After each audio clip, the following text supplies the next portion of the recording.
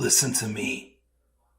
If there was a wise man who would ever think of this, they would say in order to be superior to the man, you've got to be the man.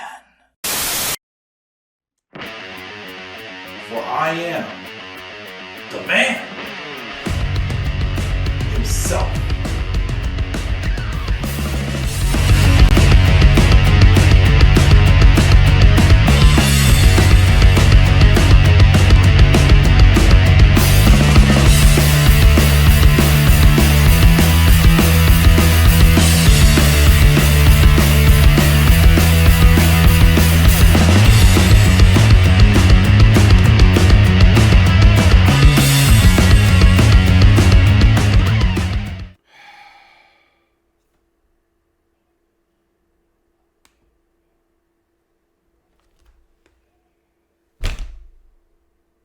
What are we doing here? What are we doing here? Like, at this point, this was 8 months ago.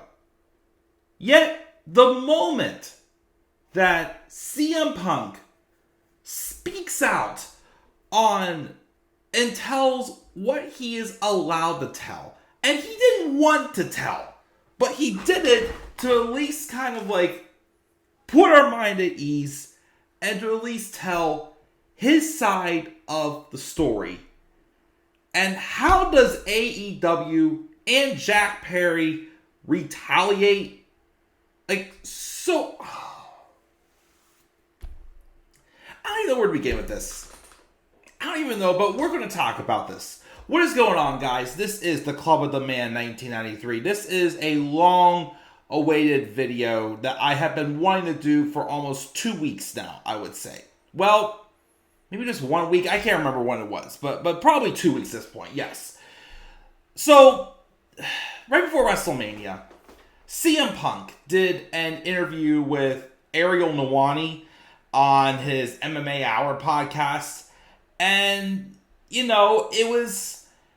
When I watched the interview, and I watched it twice, second time I took some notes. I knew I wanted to do a video and talk about this. It kind of was started off with, you know, talking about him coming back to WWE. And then it felt like Ariel kind of like... It's like he slowly tried to like get his feet wetter into the water, trying to see if he can get anything else out of CM Punk about his run in AEW. Which he was very open for the most part in talking about it. And... yeah, he said some things that did make AEW look bad. And then, like, the thing is AEW has tried to, you know, cover it up. Like, they just don't want to come out and just address what happened. You know, or it's... I don't want to sound like that I'm just 100% siding with CM Punk. But based off of facts I see, I still have every reason to believe that CM Punk has a reasonable side to his story. Now, I keep saying this. Did CM Punk in leaving AEW was the right thing? Yes. It was just a toxic relationship. It was not going to work out. And clearly, could he have handled things better? Yes. But... it wouldn't have gotten that far if, as exposed on this podcast, Tony Khan, who is a nice guy, he cares about the fans, he's passionate about wrestling, but what we've also seen since Brawl Out 2022, and a lot of other things since then, is he has no backbone. He's not a good boss. He doesn't like to take care of things or fix things that obviously are getting way out of control that, you know, he doesn't address, and stuff like this happens. And of course, when AEW finally pushes back, whenever, of course, they're forced to. So then what do? They use this footage right here to further on the storyline with the Young Bucks and FTR. trying to get more heat on the Young Bucks. But even to, as FTR said, why are we still dwelling on this? And yes, CM Punk addressed it, but he only addressed it because Ariel Helwani asked him the questions. And Punk has stated that, it's not that he can't talk about it, that he doesn't really want to talk about it. But for the sake of the fans, this is what happened. AEW and Tony Khan's just, I don't want to talk about this. I don't want to talk about this. I don't want to talk about this. Yet he's hiding behind lawyers. And I even look at this and wonder, is it really that bad, that toxic behind the scenes that it has to be so well protected? Rosters have to be split and whatnot. I really start to question, why did lawyers have to get involved? Especially after seeing this footage right here. So, before we get to the actual footage, well, I'm not going to show you the footage, but before we get into the actual, talk about, when they show the footage this week on Dynamite, let's just talk about the interview itself with Punk. It was a long interview. I didn't take notes on every single second, but what I'm going to do is I'm going to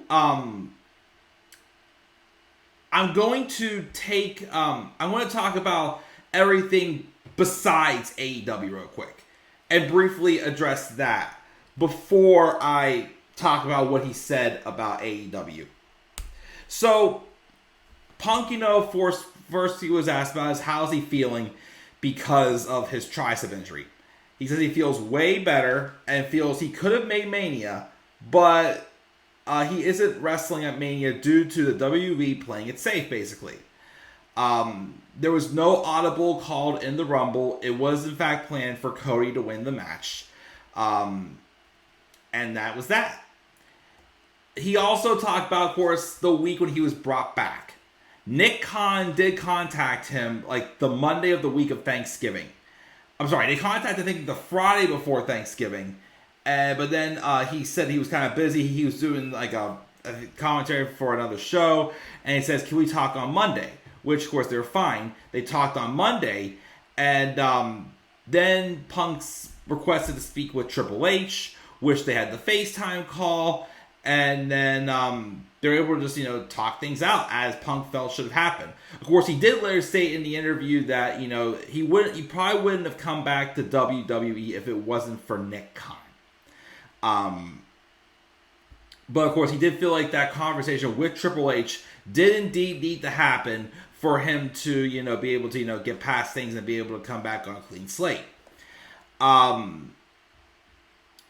It was originally pitched for him to come back at the Royal Rumble. But the reason why, though, is because nobody knew that he never had a no-compete clause. And he said, and when they said that, Nick Khan was like, well, I wish we would have done that sooner. We would have contacted you much sooner. And Punk even thought that Chicago Survivor Series was the right time for him to make the comeback. There was teases leading weeks up to, which Punk noticed, but nothing was, ran past him. But, of course, he did kind of have the wonder, if he would come back, what would happen. But he left up to WWE, not them. He did also address when he did visit back in June. And that visit happened because he was flying home from Orlando and he was on the plane with a couple of other talents. The person he sat next to was Jason Jordan. And also, I guess he dropped his headphones, his AirPods, and Liv Morgan helped him find them. He did say that, though, that Bayley was the one who reached out to him because she heard that, because Liv said something that she saw him, and Bayley was the one who suggested Punk come to visit. And he did, in fact, go to visit. And he said talk to some people. He wanted to talk to Hunter, try to bury the hatchet there, but he basically asked, he said he has to go make calls, and it was Vince who was the one who said that Triple H had to tell Punk that he had to leave. Which Punk said he basically expected, but he said he wasn't there for a job. He just went there to see his friend Bayley. Of course, AEW, though, felt betrayed by this. Again, he literally officially signed his contract just a few minutes before he appeared on television. And the only people who knew he was going to be there was his wife, Triple H, Nick Khan, and lawyers. And he said the reaction was so great that he wasn't able to even hear his own music when he came out. And everybody mostly welcomed him back with open arms. Seth Rollins also did not, in fact, know he was going to be there. And his reactions was genuinely, angry. Punk's, of course, was like, okay, what are we doing here? He did go to NXT. And he basically said, his mindset now is different from when it was 10 years ago.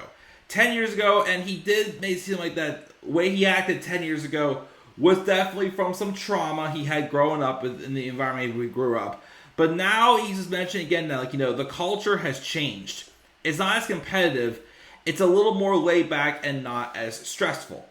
He also mentions how he feels like now that, that he's back, he doesn't have to do this, but he feels like that he's more so like giving back to the wrestling community. Because there's people telling him that, like he says, not that saying he meant to inspire people, but it's like when he mentions how he wouldn't be in wrestling if it wasn't for Bret Hart or his heroes that were inspirations to him. That's the same way he was by younger talent, especially someone like Cora Jade at NXT, who, has been well documented to be a huge fan of Punk growing up.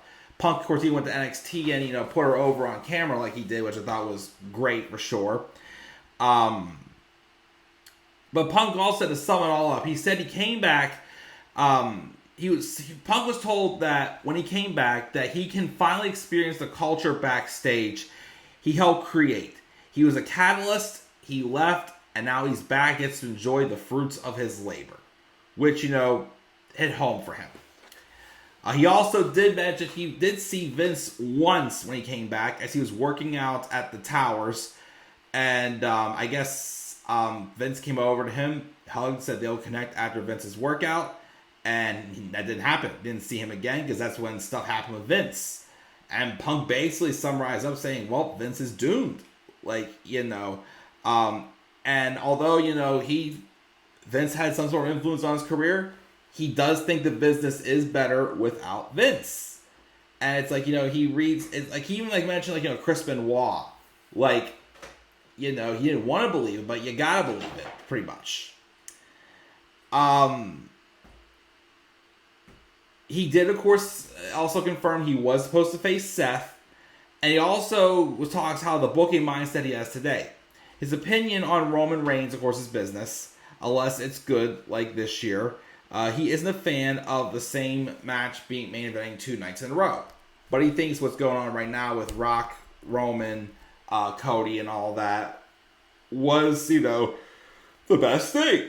People wanted to see what they saw. And that's what he's in business for. He's not there to, politic his way into the main event all the time. He feels he deserves it. But he also is able to put things aside and admit, when he thinks that, something else is better for the business. So then, of course, we do get into... Also, he was asked if AJ will ever wrestle again. He goes, he probably doesn't think it's going to happen. But anyways, he was then asked about All In. First he was asked if he was, in fact, left at the airport without being picked up. And he said he did, but he didn't care at all. He took... I guess it's a train called the Cube, and he thought it was an adventure. He was chilling with fans. He was having a good time with it. He then, of course, goes on to mention again how Tony Khan is a nice guy. If you ever saw him out on the street, he'd say, hey, Tony, how you doing? But he also says that Tony never tried to fix anything. That led the drama eventually. And he would say, if you don't handle it, you're not going to like how I will. And he also claims that AEW is not a legitimate business. They're not there to sell tickets or sell at arenas. It's just a billionaire who likes to spend money. Or as some people say, it's like a billionaire's sandbox, basically. Because a lot of people describe AEW more as, they have a stacked talent, excellent matches, match quality is always there.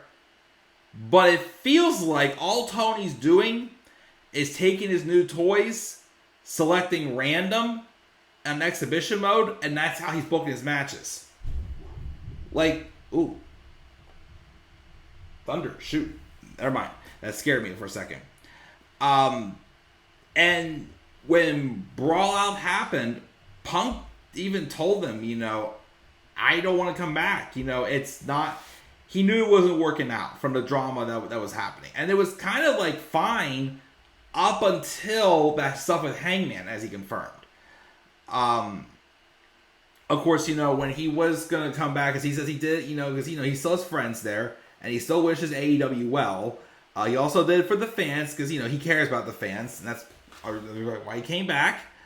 So he was still doing it for the people he knew appreciated him, which is why he came back. He did not like the idea about doing separate shows instead of solving the problem. And again, he told Tony, I don't like this idea, just let me go, but he refused. And then Tony again gave him the position he did, and, Punk just flew with it. He was the boss.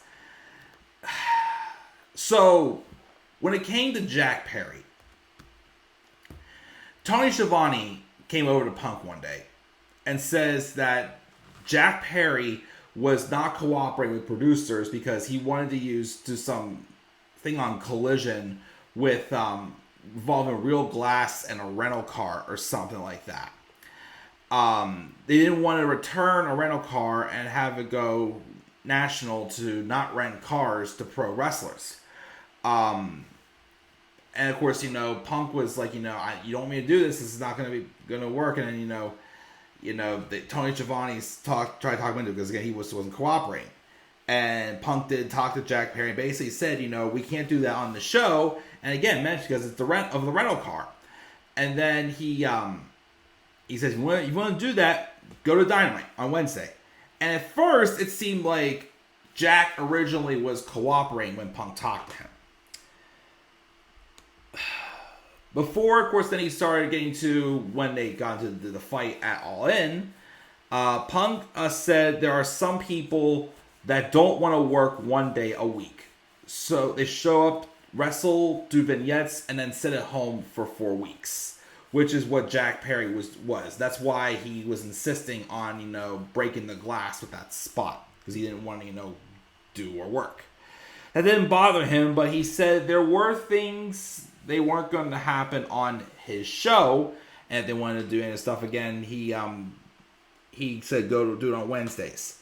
The spot again Perry wanted to do, though he wanted to do it in a rental car, and he wouldn't have to fly to Canada, and that was the only time they had to do it. Punk did tell Schiavone to do. At All In, obviously they had the match. Jack does the spot where he does a suplex on the hook onto the car, and he looks at the camera and goes, "Real glass, cry me a river." Punk again goes and tells Tony, do something about it, and Tony said, well, what do you want me to do? And Punk said, just be a boss. And then, of course, he did nothing. So when Jack came back, Punk just asked him why. And then Jack apparently said, do something about it if you have a problem. Which Punk said he did not throw a punch, which footage did show he did not punch, he just shoved. But he tried to choke him a little. He did shove, but when you see the footage, everyone immediately broke it up. And the worst that happened, in my opinion, is you do see Tony Khan. I can tell kind of by the finger poke, and I do kind of sell with his hair. But Tony just sat behind his desk, yelling them to break it up. And Punk did bump the desk. It did shift a couple of the computers. But he just leaned over the over top, and he claims that what he said to Tony was, this place is a joke, and he's a clown, and he quits. Which was right before his match against Samoa Joe. But he still went out and did it out of respect for everyone a part of the match and the fans.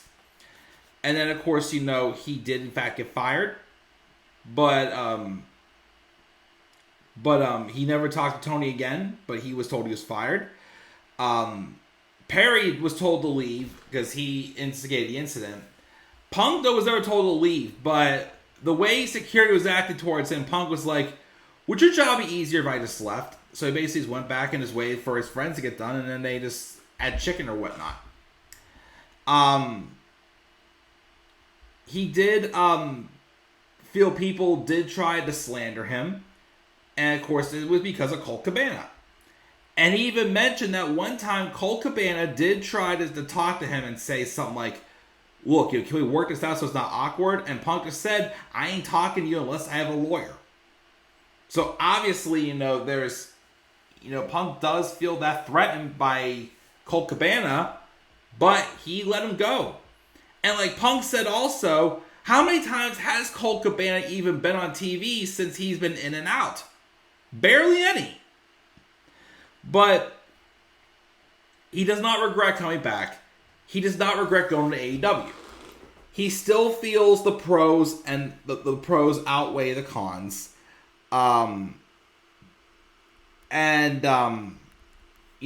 does in fact feel like, had he not gone to AEW, he would not come back to WWE. Well, then also, what was it again? He also, of course, because Ariel tried to get him to talk about Brawl Out. He said that is one thing he definitely cannot talk about. He does have an NDA for. He basically just stood his ground, saying that, he can't talk about, that's something he cannot talk about it. But again, also, as he said, it's not even worth it. He doesn't even want to talk about it. So Punk gave his side of the story. How did AEW retaliate? They retaliated by having, and they advertised too, that the Young Bucks were going to show unseen footage from All In. And they basically did this segment to get heat on the tag title finals match between the Young Bucks and FTR, saying that this was so grave, this ruined their night, this, and that, and this is the reason why they lost to FTR at All In. And again, I saw the footage, and I'm like, are you stinking kidding me? Like, that is how you're going to draw viewers to a company that, I'm sorry, for lack of terms, can't sell an arena. But again, Tony doesn't care. He's just having a free-for-all. Is he putting on great matches? Yes. Is he insulting the audience? No.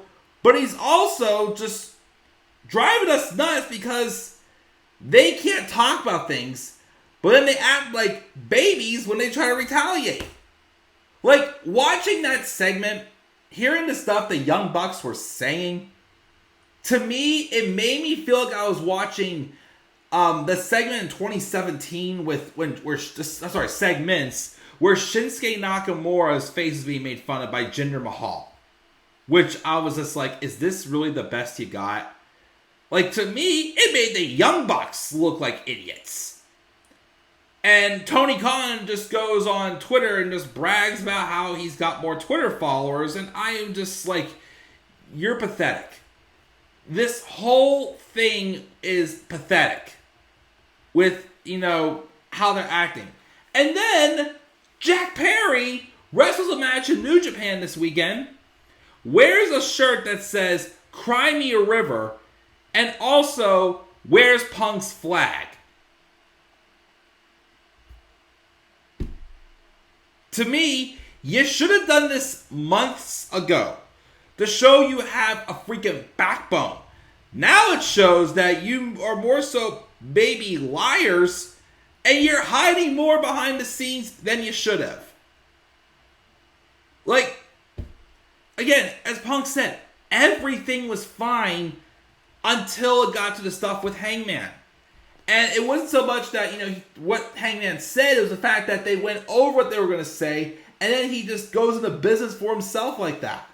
Like, I think he mentioned before in another interview, he was afraid to fight Hangman in that match at Double or Nothing.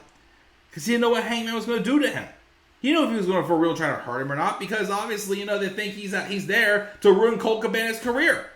When again, Tony Khan does not see Colt Cabana as a key player. But again, it was so petty. It's just so petty.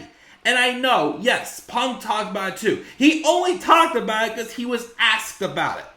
And instead of just, and even he said too, AEW still won't talk about it.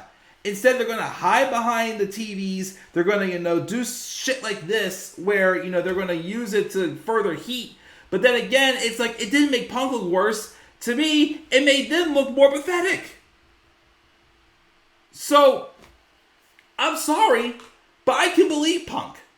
And it continues also to make me upset. The fact that people for months thought this man was a cancer. Again, can he handle things differently? Yes, but again, nobody was doing anything about it.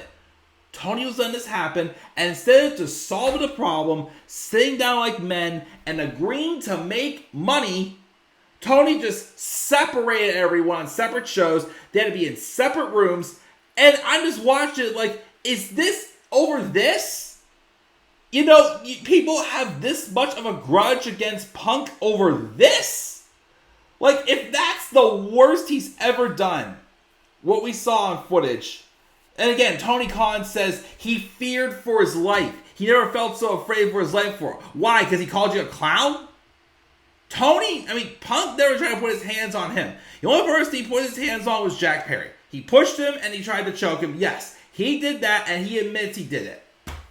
But again, no one's going to do anything else. And Punk was tired of people walking all over him. So even though it was not right, I get why he did what he did. And then again, Jack Perry going to New Japan, just poking the bear more. It's like, move on!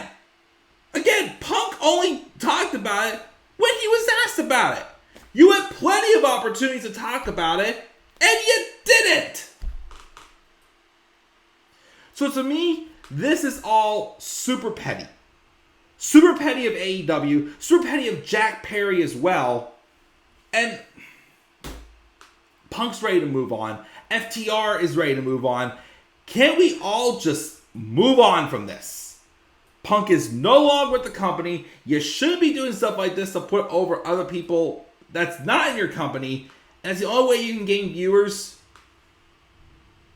Absolutely pathetic. But what do you guys think about this? What are your thoughts on the interview Punk had with Ariel Helwani? What are your guys' thoughts as well, of course, on how AEW retaliated and what Jack Perry did in New Japan? Leave your guys' thoughts down in the comment section below. Be sure also, as always, to slap a like on the video and subscribe for more content on my channel. Follow me on Twitter as well at The Club with the Man 93. You may also follow me on TikTok and Instagram at The Club with the Man 1993. And until then, guys, I'm checking out. I'll catch you guys all later. Have a great night, and do not forget, in order to be superior to the man, you've got to be the man. And for I am the man himself. And that is not just an opinion, my friends. That is a fact of life. Yeah!